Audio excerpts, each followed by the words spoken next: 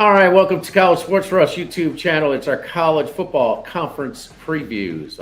Jimmy Ott along with Paul Stone as we take on the SEC. It just means more. That's what they say, huh? Well, kind of a silly moniker and certainly rubs the wrong ways, but it's got to mean a little bit more than it has the past couple of years, as the conference has not even been involved in the national championship game after dominating for such a long stretch. I don't think that'll be for long, but Paul, the thing we need to talk about with the scheduling also, when Texas and Oklahoma were added, and this will be their second year, the SEC decided to kind of kick because they want to maintain a lot of their, the Auburn, Alabama is going to play every year. Okay, Texas, Oklahoma is going to play every year. Texas A&M is going to play every year. So, what about the others? Does Georgia, Florida play every year? Does the oldest rivalry in the South, Auburn in Georgia, continue, and so on? And so, Tennessee, Alabama, are they going to play? Is Alabama going to play 3 games every year? That is LSU, Alabama, which for such a long stretch of the conference was the top matchup in college football, but they saved for that day-night doubleheader. They would always play in prime time. So the 2 years, and certainly, so whoever played, this exact same schedule, but just flipping home and away. So and Texas and Oklahoma play themselves, and then the other 7 games or the other 14 teams in the league. And there's no doubt, we talked about this last year, but Paul, will start with this because this is a big part of Texas winning it all, or winning the conference. And certainly they are just talented. It's just a series of events that has really kind of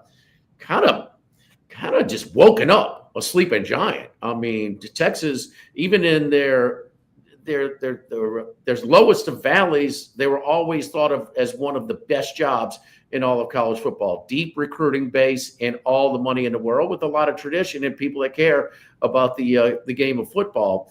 But they really got ignited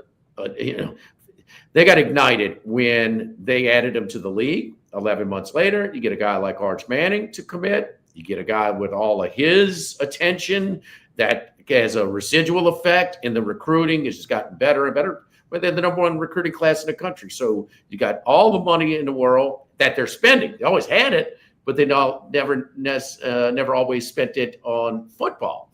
And I know, Paul, you've mentioned it to me in the past. So, and we'll start with, you pick Texas to win the conference this year. They will have tougher games, and I applaud them for the first one.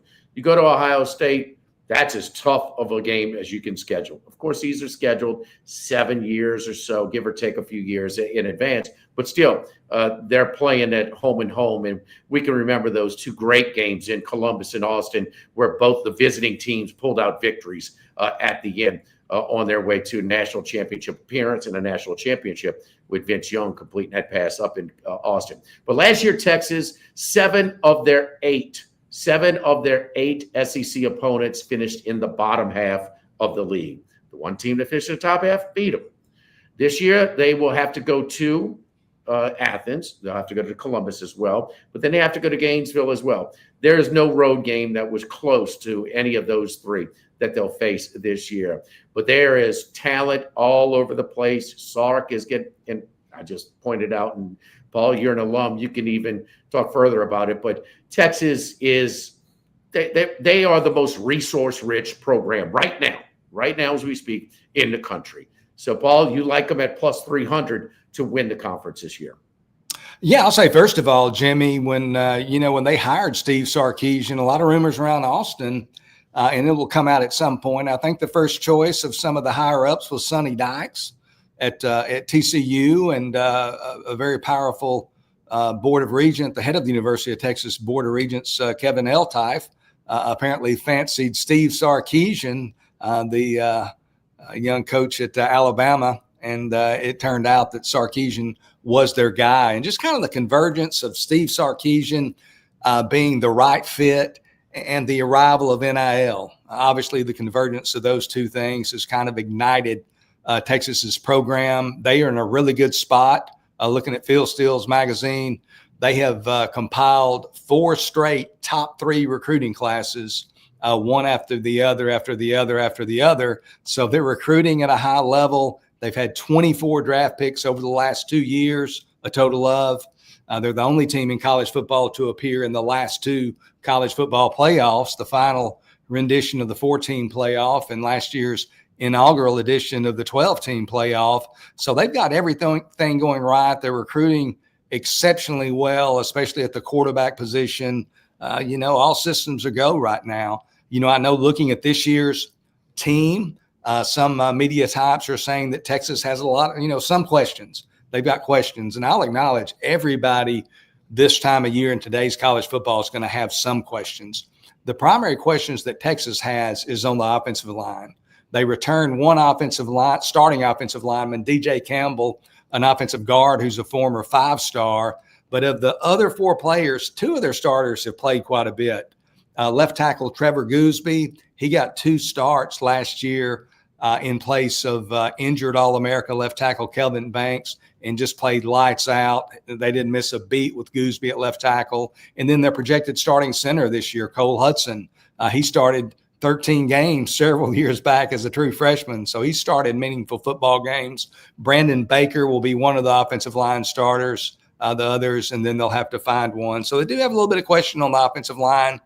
Their defense is just, it is big time. Not that I necessarily agree with this, but looking at Athlon's preseason magazine, they rank the top 10 position groups. So defensive line, top 10 teams, linebackers, secondary.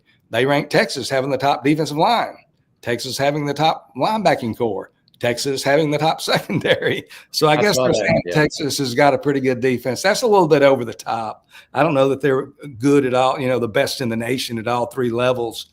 That's pretty wild. But they do have, I think, the 2 best front 7 players in all of college football. Last year, Jeremiah Smith at Ohio State, he's a freak, that wide receiver. What a year he had as a true freshman. Ryan Williams, the wide receiver at Alabama, another offensive player, big-time true freshman. Dylan Stewart, the defensive end at South Carolina.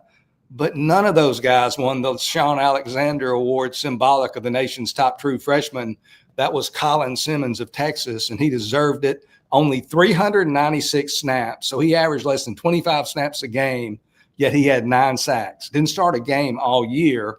Kind of like Harold Perkins' true freshman year there at LSU in a lot of ways, but he's a guy who's gotten bigger and stronger. I think people are going to see a lot of Mr. Simmons in Columbus on August 30th. And then Anthony Hill, the linebacker, who's going to come up on the line. They're going to move him around a lot, projects as a defensive end in the NFL, but he's a guy who will be a Thursday night draft pick coming up this April of 2026. So they have an outstanding defense. Obviously, Arch Manning will merit a lot of attention, as he should, and I think it's fair to say, there are some questions because he hadn't played that much. He started 2 games. He hadn't seen a ton of action, but he's not your typical guy who's a third-year player who hadn't played. I mean, he has been groomed for this moment. He's been brought along, slowly. I think he's well marinated, so to speak, and ready to go. But he'll have some growing pains, and especially starting with a team like Ohio State on the road.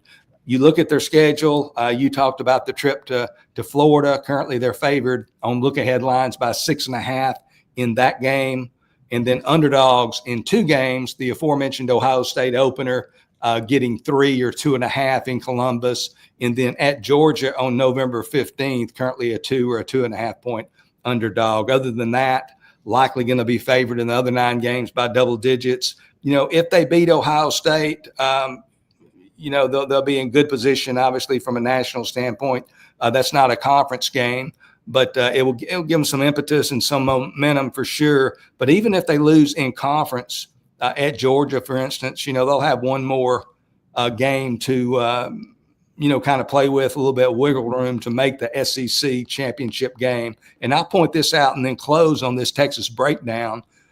But Texas at plus 300, unless you just don't think they're going to make the SEC championship game, and that's certainly a valid argument because there's so many great football teams in the SEC. But if you think they're going to make the SEC championship game, plus 300, that translates to 10 points, a 10-point underdog in the championship game. They're not going to be a 10-point underdog if they make the championship game. They're likely to be favored. So you might have some hedging opportunity, or at least a position with some value. So I like Texas to win the Southeastern Conference, plus 300 there at Bet Rivers today. I like them as well to win the conference. And, I thought that sort of the replacement at quarterback kind of threw them off last year in the conference championship game. They should have been up, they should have been up more when they had their lead early against Georgia, because they were really controlling that game. So I did. And I listen, it is a very difficult spot for a young quarterback to make their first true road start in a hostile environment. Well, that's what Arch Manning's going to have to deal with. It's talking about like a Bryce Underwood that has to go to Norman, Oklahoma. I mean, and we've seen this over and over, but that doesn't count in the conference standings, and that's out the way. So he will have some of that. I know you were concerned about maybe his the level of play at his high school down in Isidore Newman in New Orleans. One thing about it, though, I've seen him play in person, he looks the part of. I mean, he's big. He's thicker at this stage of his career than his two uncles, and he's just a load to bring down. I was a little surprised they were using him sort of as like Tim Tebow was used by Urban Meyer his true freshman year as a running specialist. Trust me, he's going to make way more money with his arm than he ever will make with his legs. And I think he even got a little banged up on one of those running plays against Ohio State. But keep in mind, Ohio State clearly had the best roster last year. Texas a yard away from tying that thing up pretty damn late in the game. So, Paul, I'll back you up in as well. They might not be first in all three levels of defense, but they're damn good. And that's the thing. And this is the program. It's not too far in the rearview mirror. I know it was 1 year. Was it 2 years straight or 2 out of 3 years? They didn't have a player drafted. And those days they're gone. Those days are over in Austin, Texas.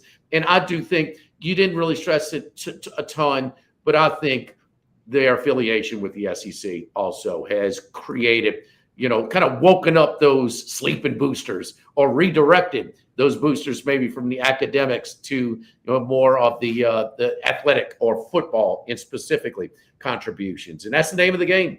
And, they probably had more money than anybody before, but were they willing to spend it on their football program? They didn't have more, they had more money than Alabama, but Alabama had the number one football budget in the country. So they're putting it all in right now, and they just have a lot of momentum do the Texas Longhorns. Got to do it on the field. The SEC, the office did give them a blessing. Texas, we talked about it, the schedule this 2 years was so much more favorable than Oklahoma's. Yeah, for whatever reason, I don't know.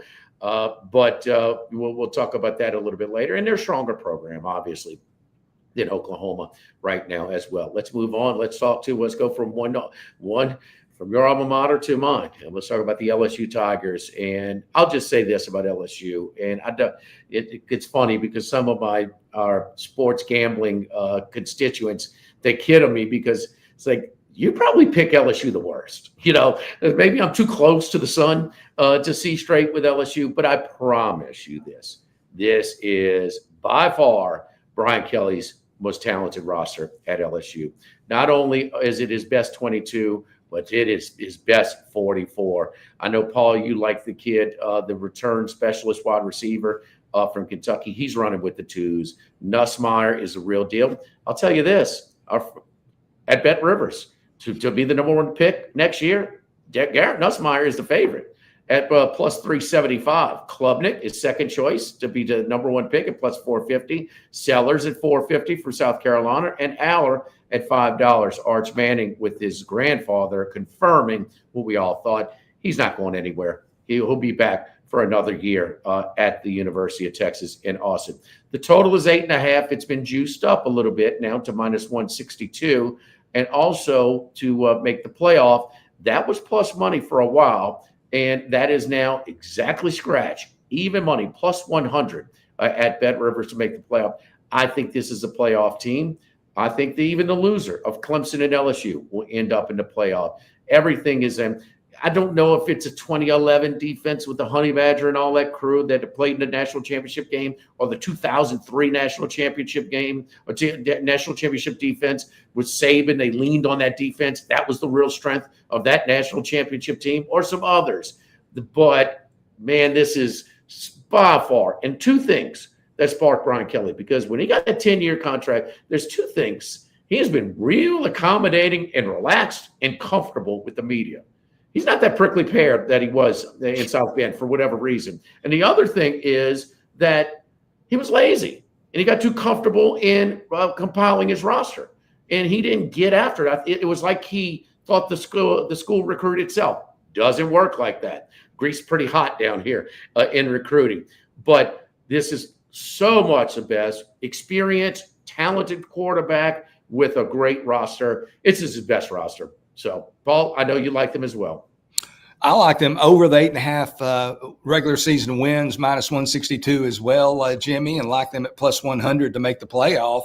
And first of all, I'll say, a lot of people kind of anointed Texas Tech as the off-season transfer portal champion. Like they had the best transfer portal class, and you could certainly make an argument for the Red Raiders, who are backed by mega booster Cody Campbell.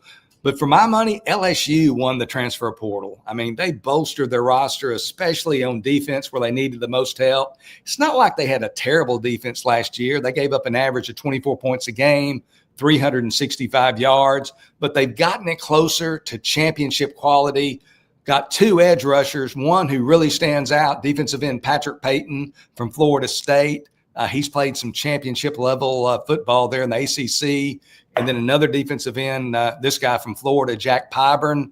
He's played meaningful action as well. So they're going to help them on the edge. Their secondary got a lot of numbers through the transfer portal to get that secondary better. Mansour Delane from Virginia Tech at cornerback. He's a 3-time second-team All-ACC selection, so top cornerback there. And then safety A.J. Halsey out of Houston. I think he had 5 or 6 interceptions last year. He was first-team All-Big 12. So they've just gotten that defense certainly better without question. You look at their schedule, kind of looking more at the regular season component of this regular season win component of this recommendation. They're obviously a dog at Clemson in the opening game on August 30th, getting about 4 points right now. And then the look-ahead lines have them on November 8th when they go to Tuscaloosa, roughly a 5.5-point underdog in that game to Alabama. And then in the regular season finale, currently I saw a look-ahead line at Oklahoma, that game lined at pick. I think by then, LSU is going to be the favorite, because I think by then they would have kind of shown who they are. I think they're going to demonstrate that they've exceeded market expectations. And depending on how Oklahoma fares, I think LSU is going to be somewhere between a 2.5 and a 5.5 point favorite there on the road in that game. So I only see them being the underdog in 2 games. They're going to Ole Miss there in late September. I believe it is September 27th. They're a 2.5 point favorite in Oxford in that game. So that's a losable game as well. But I just see this as a 9-win team. They've just got, again, so much talent. You mentioned Garrett Nussmeier, one of the best quarterbacks in college football, needs to take a little bit better care of the football. 19 career interceptions, 2.6% interception rate is too high for a championship quarterback. So got to take care of the football a little bit better.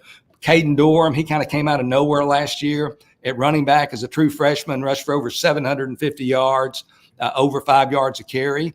You would expect him to be better in year 2. So really like that aspect of it. You talked about Berrien Brown from Kentucky, and I'm not so much thinking about Berrien Brown as Kentucky at wide receiver, although he's going to help that position. But this guy is the top kickoff returner in all of college football. In the previous 3 years at Kentucky, he returned 5 kickoffs for touchdowns. People don't even return kickoffs anymore. He's returned 50 in his career. 5 of them have gone for touchdowns. So 10% of the times you return a kickoff, you take it back to the house. Might that happen in a big game for the Tigers this year at a big moment, but he's a game breaker in that kickoff return game, and I really like him there. And, I think it's, just kind of an underrated component there for the Tigers. And, that's pretty much it. We talked about LSU quite a bit, but they're my fifth ranked pie-rated team. I think they've got a good chance opportunity to go into Clemson and beat the Tigers there. Obviously, they've had has LSU had some difficulty in their season openers. I think they've lost 5 in a row and maybe all 3 under Brian Kelly, but they played some good teams for the most part. But, I just look at this LSU team. I like what I see, and I like LSU again over 8.5 regular season wins, -162 there at Bet Rivers, and LSU to make the National College Playoff at even money +100. Our buddy Tim Murray, I was doing a show with him, a spot with him when I was on vacation in Del Mar, and he asked me, and he said, "Well, is Brian Kelly, is LSU going to make is he going to lead them to the college football playoff?" I said, "He better." He better this year. So he's and I think that he will. They are good and they're deep at wide receiver. The biggest concern is that offensive line. Pretty one returning starter, and then it is transfer. And they all have experience, and especially that's going to be a tough spot at Clemson. Clemson got a really good defensive front on the road, and offensive lines that don't have a whole lot of time invested together. It takes time for that congruency, for them to gel. So that is the biggest question mark when you talk about this LSU roster this year. So we will be paying attention to the Clemson game. Going to be a great one to start things off. All right, let's go to one of mine and talking about a team that was a fashionable pick this time last year to make it to the playoff, and especially when we saw the schedule, everything was laid out. The roster was Lane Kiffin's best roster last year. But Ole Miss, who's done very little since Johnny Vaught, and that's a long time ago, the late 50s and early 60s. Lane Kiffin has the best conference winning percentage by far of any Ole Miss coach since then. Some people will get on and say can't win the big one and things like that. But I thought it was just a case of a program that has never been in the conference championship game, the SEC conference championship game, since they went to divisional play years ago. And Roy Kramer started that game in Birmingham with Alabama, Florida playing the first one. But this is just a team that didn't handle expectations. 3 personal fouls to extend drives in the Kentucky game, all in the first half. The Florida game, everybody talks about Jackson Dart. You can't have that many starts and that many snaps to be making those decisions that late in the game. He played really good for the first 2.5, 3 quarters, but that last quarter was really, really bad. And then LSU, I'm still trying to figure out how they lost that game in Tiger Stadium. They were much the best. Anybody around here will admit that. And so they're not as good of a team, but they're still good. They're still good enough. And Lane Kiffin has adapted, and he's one of the better ones at getting it working at transfer portal. To work the transfer portal, you need budget. Well, he's gotten this fan base, this booster base, to kind of get off of some of that money where they were really behind the upper half in the SEC as far as resources and budget, things like that.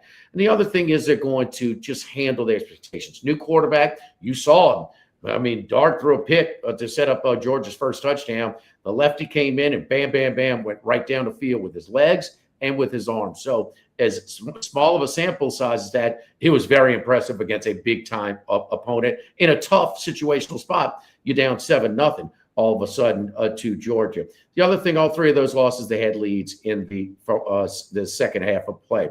Their schedule, the 3 teams that are picked to finish at the bottom, SEC Media Days, the 3 bottom teams, Mississippi State, Kentucky, and Arkansas, all on Ole Miss's schedule. They're expected to go 4-0 in non-conference play. Their toughest is Tulane at home.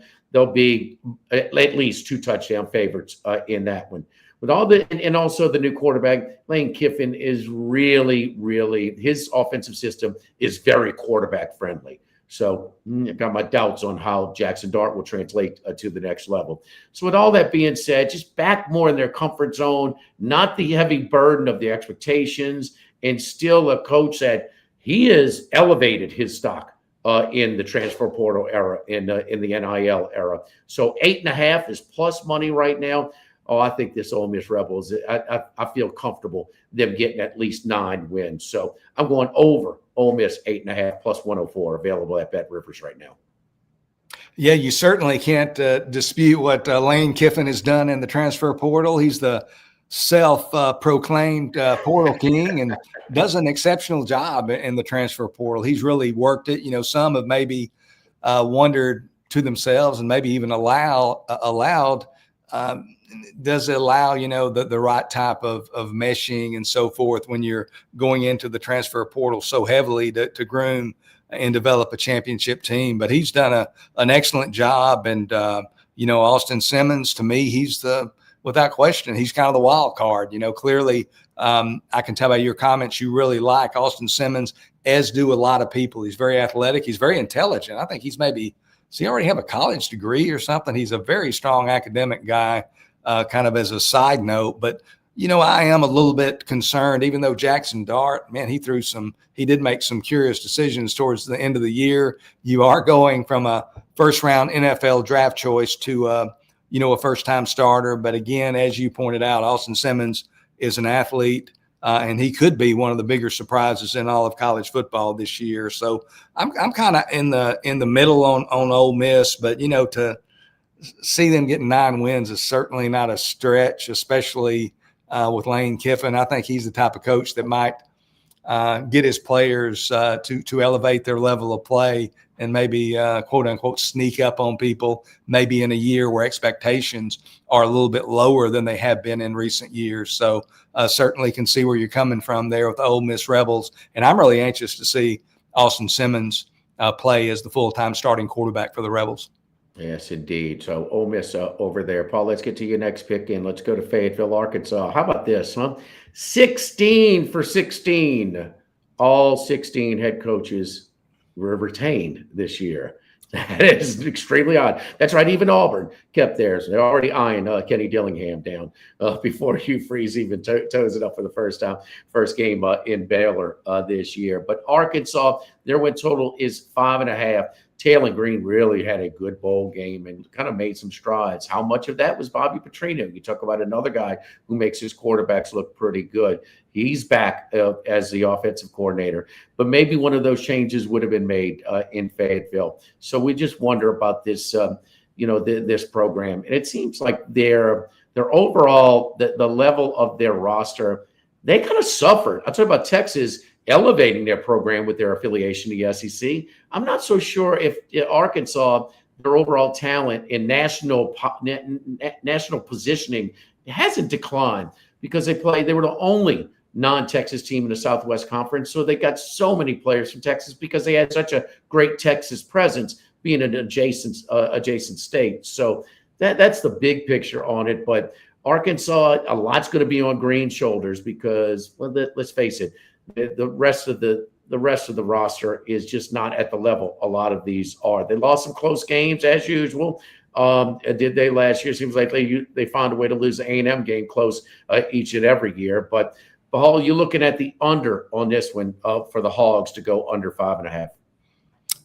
Yeah, and I tell you, Jimmy, you kind of alluded to it. If you've reviewed the various, coaches, on the hot seat list that you see in the various publications and websites and so forth, it's hard to find one that doesn't have Sam Pittman's name on it. I mean, he's clearly on the hot seat as we enter the 2025 season. And you kind of pointed it out. I mean, everybody doesn't have the same size stick in college football. I mean, Arkansas doesn't have the NIL program of the University of Texas, and they really don't even have the NIL program of the mid-level teams in the SEC. So they're not. It's not really a fair fight. Arkansas, in my opinion, is not postured to compete with the best and the brightest in the SEC. But that's today's landscape, and that's probably a podcast for another day. But obviously, when we are handicapping regular season win totals, a team schedule is certainly a critical part of that overall examination.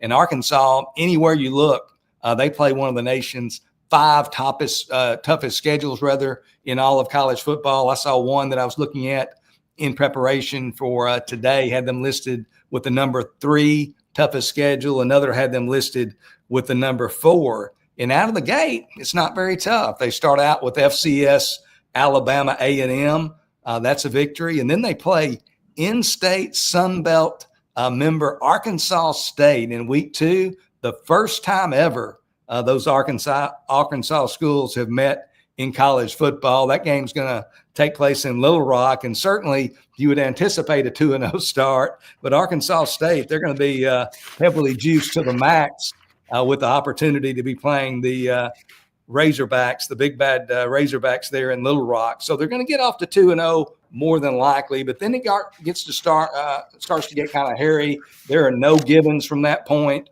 Arkansas goes to Ole Miss in week 3, and then they travel to Memphis after playing at Ole Miss in a sandwich game that's situated between Ole Miss and a historic home game against Notre Dame on September 27th. So that's a tough sandwich game playing Memphis. Memphis lost a lot of personnel. They lost their 4-year starting quarterback, Seth Hennigan, who threw for over 14,000 yards in his career there at Memphis. Lost a lot of other players as well. One of the more inexperienced teams in all of college football. But still, the University of Memphis getting Arkansas in a sandwich game at the Liberty Bowl, that will be a little bit of a dicey situation perhaps. I'll say this kind of as a side note. The Razorbacks, they have an open date after hosting Notre Dame in Fayetteville on September 27th. Bad things sometimes happen to head football coaches in open dates. So that might be something to look at if they start out 2-3 or something of that nature. And even if Arkansas makes it through September, I think with the 3-2 mark, when you look at their final 7 games, really difficult games. They've got home games against Texas A&M, Auburn, Mississippi State, and Missouri. And then they have to travel to Tennessee, LSU, and Texas. Welcome to the SEC. And you mentioned it. Aside from Taylor Green, a really athletic quarterback, Fernando Carmona, their offensive guard who played last year after transferring from San Jose State, he's a top player. They just don't have many top shelf SEC type players. I don't think this team's going to go 6-6, even with some gimmies at the front end of the schedule. I like Arkansas under 5.5 regular season wins, -157, available today at Bet Rivers. All right, let's move on and go to the talk about the South Carolina Gamecocks. And the media and the SEC media days is just kind of a year behind, it seems like, for South Carolina. Last year, South Carolina was picked to finish 13th out of the 16-team league, and they were much better. They went 5-3 in the league and finished in the top half with a couple of really tough losses at home against Alabama, at home against LSU, where they had a pick 6 called back for a penalty. And also they were a 2-point conversion away from tying Alabama down at Bryant-Denny Stadium. But the thing about it, the 7.5 is their total. Now, they play five. We'll get to the schedule in just a second, but the 5. I'm sorry. What is it? 5 of the toughest teams in the SEC, and then you throw in a Clemson. I mean, that is something. And they lost a lot defensively. You talked about the young player, the edge guy, but they have one of the best fronts, maybe the best defensive front in all of the country last year. They were really, really good. They lost a lot of that. I'm a big fan of Lenora Sellers. I think Lenora Sellers is going to improve, and I think you saw his development. And also, kind of interviewing him a little bit, it kind of feels like a solid character guy as well. So really representative of the school. And Beamer, you can't help but like it. But Beamer will admit, we're not in the top half in resources in this league. We got to do some extra things to try and promote our program. And so if you go a 7-5, which would still go to the under this year, that's a successful year. So we get to the schedule, and we'll put it up right now. The first half is relatively light. That's not the big deal. But it's when you get to the second half, and we'll start with the bottom game on October 11th at LSU. LSU's better than they were last year. No doubt about it. We'll flip to the second 6 games, and, Alabama it figures to be better this year. Oklahoma is better this year. Ole Miss maybe not, but that is a tough game. And all of these in a row. Texas A&M should be better. Clemson should be better. I mean, and I don't know if South Carolina is better than their team was last year that went, to 7-8-4. So I just, it's now they have expectations, and almost it's like a little bit of a celebratory sort of feel when they talk to Beamer, like the sense of accomplishment. And sometimes when programs accomplish more than expected, they kind of have a little bit of a bounce factor, to borrow a horse racing term. So I think 7-5 is a really good year. This is one of the tougher schedules in the SEC. And I didn't. So most teams who play a team the caliber of Clemson non-conference, they're going to play 3 rent-a-wins. Throw Virginia Tech with an experienced quarterback there as a non-conference game in Atlanta. That's not a layup to start the season. So there's a lot of things. Sellers is going to have to do a lot. He's capable, but he would have to max out. And even maxing out, I don't know if they can get to 8-4 with this schedule. So with everybody being so improved. So I'm going, Paul, with the under 7.5, minus 155. Got to play some juice right there at Bet Rivers. Yeah, I'll start out with a couple of things. I like Shane Beamer. Shane Beamer is good for college football, just like his style. And also, South Carolina has some of the most underrated college football fans in all of college football. They love football there in Columbia. So a couple of good things there. But I'm like you. I expect some regression this year. And as you kind of opened with, it's primarily because of those losses on the defensive side of the ball. South Carolina had 5 defensive players selected in the first 4 rounds of the NFL draft. 3 of those guys, I think, 3 were second-round picks. So, man, that is a ton of talent out the door. I think they gave up last year about 18.5, 19 points a game on average. That was more than 7 points lower than any of the previous 2 seasons. So I think they're going to regress to what they had done in 24 and 20, in 23 and 22 from that kind of historic season in 24. So, excuse me, I just don't think that defense, I think it's unreasonable, even though they've got some talented guys, I'm sure, coming up. It's unreasonable to expect them to give up less than 20 points a game against that schedule in the SEC. So I don't think they're going to be as good on defense anywhere near it. And Lenora Sellers, man, I love that guy, but I don't think he's got the kind of supporting cast that he needs to be the side of the ball that carries the day for South Carolina, since that defense is going to take a step back. They lose Rocket Sanders. They're waiting still on the eligibility report on Utah State transfer Rashul Faison in NCAA. I think they thought they were going to hear from him a couple of months ago. And this could be one of those kind of things where the NCAA just never really says anything and they just kind of time out. It kind of becomes evident. But they really do need Faison. He is kind of a home run hitter, and he would help bolster that offense. But I'm like you. I don't think South Carolina's going to win 8 games this year. They take a step back. I like your position there.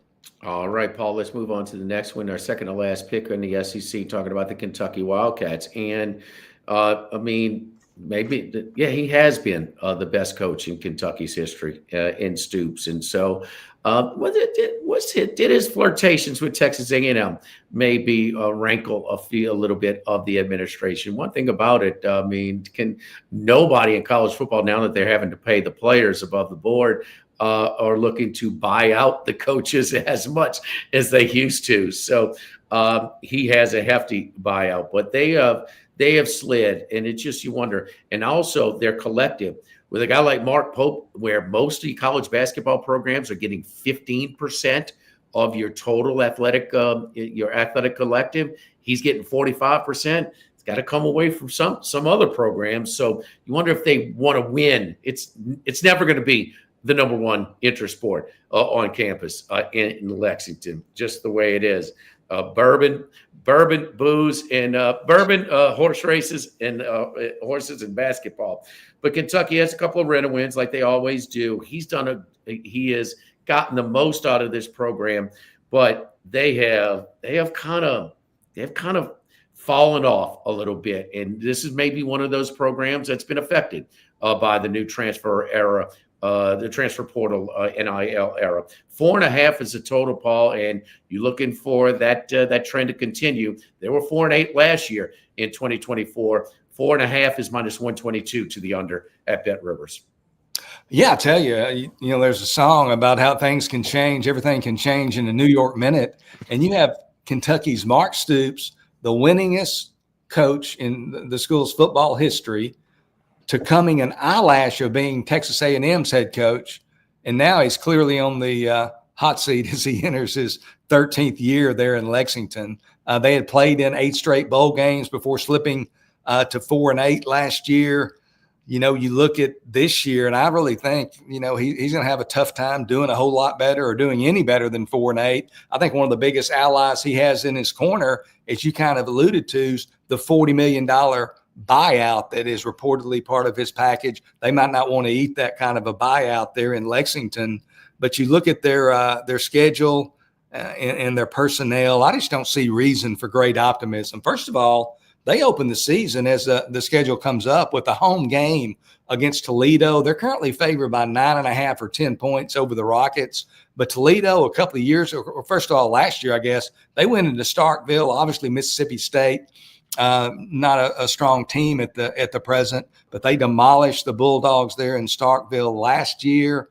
The year before that, they went to Illinois. Illinois beat them 30-28. I think Illinois was laying almost 10 points in that game. And then a few points prior to that, they took Notre Dame to the brink in South Bend. I think Notre Dame won that game by 3. So Toledo has a history of playing these Power 4 schools quite competitively. So that's far from a tap in there. And then in week 2 and week 3, they probably got victories. They play Eastern Michigan of the Mid-American Conference, and then FCS Tennessee Tech. So they're going to probably be 3-0, maybe 2-1. But after that, they're going to be underdogs in their remaining 9 games and going to be getting double digits in the majority of those. It's tough for me when I look at their schedule, looking at their SEC schedule here. They get Ole Miss, Texas, Tennessee, and Florida at home, and then they play Georgia, Auburn, and Vanderbilt on the road. They also close the regular season with that annual rivalry game playing at Louisville this year. So just a really tough schedule. This doesn't look like a 5-7 football team to me. I think they're more like 4-8, maybe even 3-9. I like Kentucky to go under 4.5 wins, -122 today at Bet Rivers. All right, let's wrap it up with one final pick from me. And a lot of people are bullish on this team. I mean, really are. And I love their spot early in the season against Michigan. You want to talk about the young freshman, Bryce Underwood. That's going to be his first road start in a hostile environment. That's a tough spot. So I could see Oklahoma winning that one. But this, we mentioned it earlier. We started off with Texas, and part of one is Texas program is as strong as any. I mean, they are positioned in the elite, the top 3, top 2, top 5, wherever you want to put them. They're one of the superpowers in it. But also the favorable schedule for these first 2 years. We said the other side is, well, somebody's got to get the raw end of it, and that's what Oklahoma got with this one. The schedule, they don't play the 2 weakest teams, and these are. You talked about Kentucky being weak, and another program that's really been damaged by the new era of the new landscape of college football and roster building, and that's Mississippi State. I mean, really, really down is Mississippi State. So they don't play either of those teams. And then their last 7 games in football, and they got banged up last year. Well, you say, well, they should be healthier. Okay, they should. But when you finish with the 7 games that they have to end the season, look at those. So you start, and that's the last 6 right there. South Carolina, Ole Miss, Tennessee, Alabama, Missouri, and LSU. You're going to get people banged up when you play. You just have no exhale spot in your schedule. So everybody's on Oklahoma to improve. The John Mateer, I think it's a bad comparison. They said, well, they're going to bring in Mateer in as coordinator, just like Diego Pavia. And look how it worked when they brought in his coach as well to Nashville. How many plays off schedule did Pavia make? It's completely different. He's an improvisational quarterback. He hits that corner when he runs. Now I'm worried about his health, how physical how reckless he plays, with not being the biggest guy out there. So I think they'll be better at quarterback. Yes, the receivers were banged up, and that's not necessarily just the wear and tear of playing a tough schedule at that position. It's usually more inside positions. But anyway, this schedule does not let up, and so 7-5 is pretty good. I'm sorry, but this is a brutal schedule, and it just doesn't let up. If they go 7-5, it's a push. I think it's going to be more in 6-6. So I'm going under 6, which is plus money at Bet Rivers at plus 106. Yeah, I mean, Oklahoma is definitely a polarizing team. I've talked to a lot of people who are on both sides of the fence with the Sooners this year. And you mentioned John Mateer. I mean, John Mateer was an excellent, kind of came out of nowhere last year from Washington State, threw for over 3,100 yards, rushed for over 800 yards. But Washington State, depending on where you look, they played about the 100th toughest schedule in all of college football last year. There's nothing about the 100th toughest schedule in the SEC. Obviously, they're playing one of the top 5 schedules in all of college football there in Norman this year. So he's stepping up in class.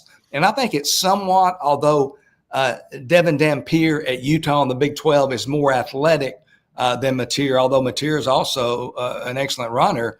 But I kind of think the comparisons, I kind of have my reservations, maybe not quite as high as the marketplace on those guys, because Dampier going from New Mexico to Oklahoma in the Big 12 and Mateer going from Washington State. I maybe said Dampier going to Oklahoma, going to Utah, from New Mexico to Utah, Mateer going from Washington State to Oklahoma in the SEC. It's just a different ball game. And as you mentioned, the schedule, I mean, it's just that's what it's all about. It's tough to expect 7 wins there. So it'll be interesting. But Oklahoma is going to be a really closely watched team, and that home game with Michigan will be a big part of which direction their season goes, probably there in September. Yeah, I was running down the schedule in the last 6 games with our graphic right there, and the one right before that is Texas. So, I mean, it is just brutal to end the year. I mean, so the Red River rivalry will start the beginning of the gauntlet for the Oklahoma Sooners. They better have a cushion built at that time, because it just can't survive.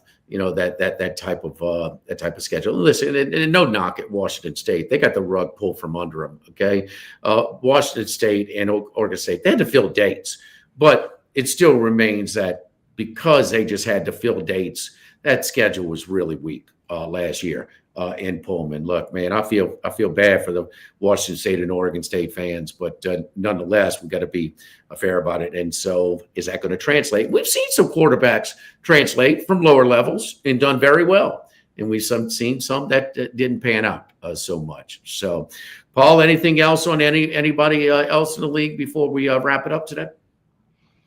No, we've covered quite a bit. I'm probably a little bit more bullish, I will say this, on Texas A&M than a lot of people. I like them too. As far as possibly a dark horse contender to make the playoff.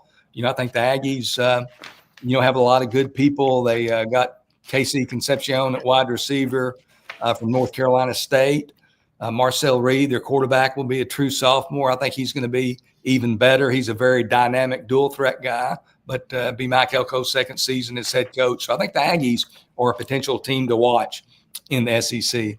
The coaches that I talked to in college football have all the respect in the world for Mike Elko. So, I mean, they had familiarity with him, being a defensive coordinator at A&M before. But I mean, the common theme is he's a line of scrimmage coach, and you can go to Duke and play his line of scrimmage football. I mean, his team's going to be physical. They're going to play with a level of physicality, and you saw.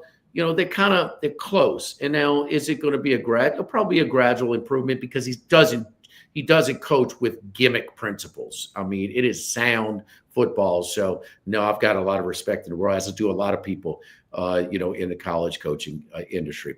Paul and I do this. We're going to do this leading into it. Now, during the season, we're going to give out picks, as we do in college football for the past couple of seasons. But for Tuesdays and Thursdays, 4 p.m. Eastern, we go live. So we welcome your questions and comments as well if you want to throw in there. But the Big Ten and the SEC are down. We'll continue with the rest of the conference next week, Tuesday and Thursday, 4 p.m. Eastern. We'll do it till we have all of them done, including the Independents and Notre Dame. So for Paul Stone, I'm Jimmy Ott here in the College Sports Rush YouTube channel.